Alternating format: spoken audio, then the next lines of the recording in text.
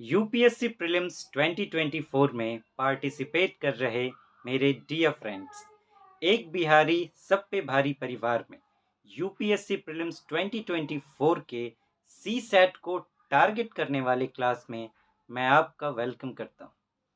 Friends, अगर सी set qualify करना है तो एक परफेक्ट स्ट्रेटजी के तहत काम करना होगा, और उस स्ट्रेटजी का सबसे इम्पोर्टेंट जो पार्ट है, जो हम में से ज़्यादातर नहीं करते, वो ये कि सीसैट के प्रति सबसे पहले तो एक पॉजिटिव एटीट्यूड, एक पॉजिटिव रिलेशन रखना होगा, पॉजिटिव पॉइंट ऑफ व्यू। हम सब सीसैट के बारे में पहले से इतनी नेगेटिव सोचते रहते हैं। अब देखिए, जब आप किसी के बारे में नेगेटिव सोचते हैं तो होता क्या है, आप सोचिए कि कैसे फिर आप उनके साथ बिहेव करेंगे। तो हमारा बिहेवियर ठीक नहीं हो पाता। बिहेवियर कहने का यहाँ मतलब कि हम ठीक से फिर उसके साथ परफॉर्म नहीं कर पाते एग्जाम। सीसेट आपके लिए इस तरीके से है, जैसे कि राम जी सीता जी के स्वयंवर में गए थे, तो उन्होंने शिव जी का धनुष तोड़ा था, फिर उनको सीता जी मिली थी। तो यहाँ जो सीसेट है वो शिव जी के धनुष की तरह ही है कि आपको इसको तोड़ेंगे तो आपको प्रीलिम्स मिलेगा। तो ये आपके लिए सम्मान की बात होगी, जैसे ऐसा करने से राम जी को बहुत सम्मान मिला था। तो इसके लिए एक पॉजिटिव पॉइंट ऑफ व्यू इस तरीके से आप सोच के रखें। पहले तो ये। दूसरी बात कि आपको बिल्कुल क्लियर पता होना चाहिए कि आपको कितने क्वेश्चन सॉल्व करने हैं। जिनके दिमाग में वो 80 क्वेश्चन बने रहते हैं कि मुझे सब सॉल्व करना है, उन्हीं के लिए ये टेंशन है। नहीं तो इसको क्वालिफाई करने के लिए आप जानते हैं कि सिर्फ 33% मार्क्स लाने होते हैं, जिसके लिए सिर्फ 27 क्वेश्चन सॉल्व करने की ज़रूरत है। लेकिन इतना रिस्क हम नहीं ले सकते, तो थोड़ा बढ़ाकर सॉल्व करना होगा। आपको 40 क्वेश्चंस टारगेट करने चाहिए, जो मोर देन एनफ होंगे। और 40 क्वेश्चन में भी सिर्फ 32 आपको सही करने हैं तो आप क्वालिफाई कर जाएंगे। वहाँ भी 8 क्वेश्चंस गलत का आप कर सकते हैं, इतनी छूट आपको होगी। तो इस स्ट्रेटेजी के तहत आपको काम करना चाहिए। तो आप देखेंगे कि दिमाग से ये जो सीसेट का टेंशन है वो पूरी तरीके से निकल गया है। और सीसेट में ऐसा भी नहीं है कि जहाँ कहा जाता है कि जितने स्टूडेंट्स बैठते हैं उसमें से सिर्फ 15,000 का सिलेक्शन होता है, तो वो तो ओवरऑल ना।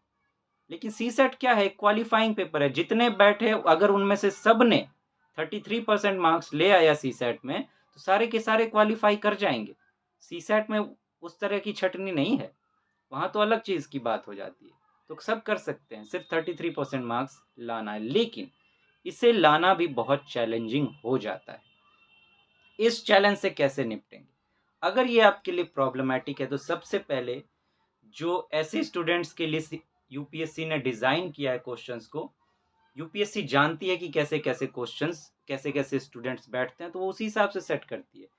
ऐसे स्टूडेंट्स के लिए उन्होंने एक कॉम्प्रिहेंशन का सेक्शन रखा हुआ है, जहाँ से करीब 25 से 30 क्वेश्चन आते हैं। पिछले बार भी 27 क्वेश्चन आए थे, तो 25 तो आते हैं, 25 मानकर चलते हैं। और बहुत रिसर्च के बाद पिछले जितने भी सीसेट हुए हैं, मैंने ये डीपली पाया है कि 15 से 20, कभी-कभी 25 भी मैथ्स और रीजनिंग को मिलाकर ऐसे क्वेश्चंस पूछे जाते हैं, जिनको सॉल्व करने के लिए ना किसी फॉर्मूले की ज़रूरत है, ना किसी थ्योरम की ज़रूरत है। बहुत ही ईज़िली आप सिर्फ़ जो क्वेश्चन सामने है उसको समझकर सॉल्व कर सकते हैं। और तो इस क्लास का जो पर्पस है वो मैं कहना चाहूँगा आपसे, जो कि मैं कहता भी आ रहा हूँ, लेकिन दोहराना मेरे लिए इम्पोर्टेंट हो जाता है, क्योंकि आप नए फ्रेंड्स जुड़ते हैं मुझसे। तो इस क्लास का मकसद ये है कि पहले तो आपको कॉम्प्रिहेंशन में ऐसा तैयार करना कि आपका एक भी कॉम्प्रिहेंशन गलत ना हो। इसके लिए हम डबल क्रॉस चेक वाली स्ट्रेटजी अपनाएंगे कि एक मैं आपको इमरजेंसी स्किल सिखाऊंगा कि बिना पैसेज को पढ़े हुए भी आप कॉम्प्रिहेंशन को कैसे सॉल्व करेंगे, और एक पैसेज पढ़ के भी कैसे सॉल्व करेंगे। और इस दोनों तरह से क्रॉस चेक चेक करके जब आप सॉल्व करेंगे तो चांस ही नहीं है कि गलत होगा। आप चाहेंगे तब भी गलत नहीं होगा। तो 100% पिच परफेक्ट कॉम्प्रिहेंशन में प्लस मैथ्स और रीजनिंग के मैं आपको वो क्वेश्चंस बताऊंगा जिन्हें आपको सॉल्व करना चाहिए, और उनके लिए किसी फॉर्मूले थ्योरम की ज़रूरत नहीं है। और मैं आपको वो भी क्वेश्चंस बताऊंगा जिन्हें आपको छोड़ देना चाहिए, जिस तरह के क्वेश्चंस को हम लोग पिछला जो प्रीलिम्स हुआ है, जो अभी तक का टफेस्ट माना जाता है, उसको लेकर बातें कर रहे हैं। उसका सेट डी मैंने लिया है, इसके क्वेश्चंस को लेकर मैं बातें करूंगा। इसके जो 3 क्वेश्चंस शुरू के हैं 1, 2 एंड 3, वो पैसेज हैं, और उसके बाद मैथ शुरू होता है। 4 मैथ से 5 मैथ से 4 और 5 पर हम बात कर चुके हैं। अब ये क्वेश्चन नंबर 6 है, ये क्वेश्चन नंबर 6 है, इस पर बातें करेंगे। ये भी उन क्वेश्चंस में आता है जिन्हें आपको सॉल्व करना चाहिए। इन्हें सॉल्व करने के लिए किसी फॉर्मूले थ्योरम की जरूरत नहीं है। ये नंबर सिस्टम का क्वेश्चन है। आइए इसको सॉल्व करने की कोशिश करते हैं, देखते हैं कि ये उस तरीके से सॉल्व हो सकता है यानी। क्या कह रहा है? अ 3 डिजिट नंबर एबीसी, एक एबीसी 3 डिजिट का नंबर है। तो कोई भी हम मान लेंगे, उसके लिए जरूरी तो नहीं कि हमें कुछ फॉर्मूला थ्योरम रटना है, दिमाग में लाना है। ऑन मल्टीप्लीकेशन विथ डी, जब इस 3 डिजिट के नंबर को डी से मल्टीप्लाई किया जाता है, गिव्स 37dd, तो उससे 37 और साथ में जो ये डी जिससे मल्टीप्लाई कर रहे हैं वही 2 बार आता है। Where A B C and D are different non zero digits, कि ये चारों के चारों अलग अलग नंबर है और इसमें से कोई भी जीरो नहीं। What is the value of A plus B plus C? तो बड़ी आसानी से आप देखिए, सिर्फ समझ के आधार पर इसको कैसे सॉल्व कर सकते हैं। क्या कह रहा है कि एक 3 डिजिट का नंबर लेना है जिसको डी से जब मल्टीप्लाई करेंगे तो उसको जो नंबर होगा वो 3700 के करीब होगा। उसमें लास्ट का 2 डिजिट यही होगा जो चौथाई है।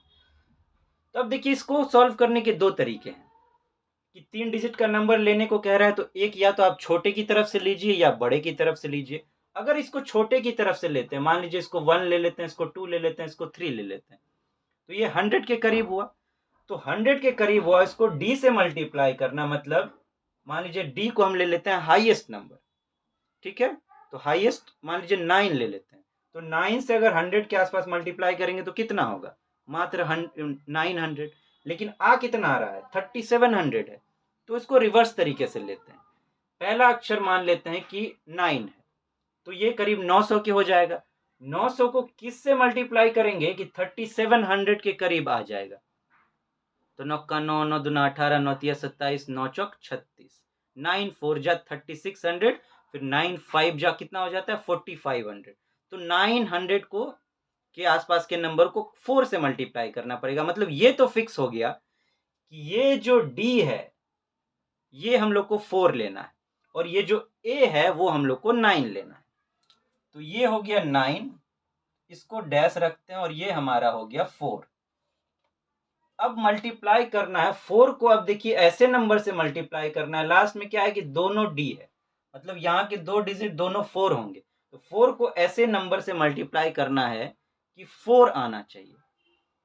तो एक तो हो जाएगा कि 4 1 जा 4, 4 1 जा 4 आप ले सकते हैं। लेकिन अगर 4 1 जा 4 लेंगे तो फिर ये भी 4 है, तो फिर 4 1 जा 4 लेना पड़ेगा। लेकिन सब के सब अलग अलग हैं, एक तो नहीं है, तो 1 तो नहीं ले सकते।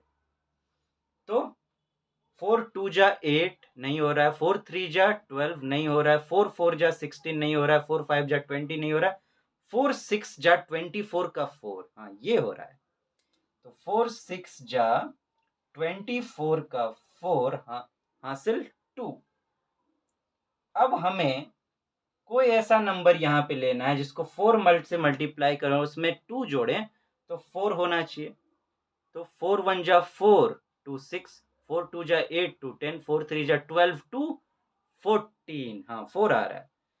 4 3 जा 12, 12 टू 14 का 4 हासिल 1, 4 9 जा 36, 1 37, 3744 हमारा नंबर आ चुका है।